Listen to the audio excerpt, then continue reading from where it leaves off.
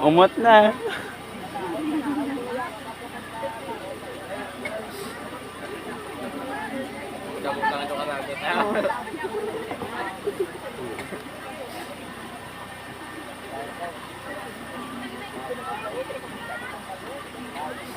Uy, gitod-tood yun din naman.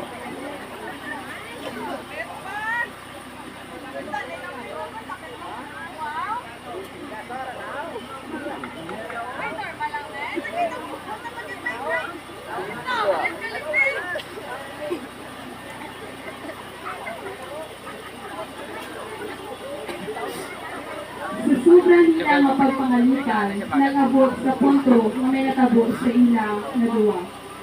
Nag-after sa ila kasimana, nagbunga ang ila ng himo. Nagbalik siya sa ila balay, kang nanugid na gabusog siya. Wala siya rin batang sa ila panimalay, kang nagdugang lang ang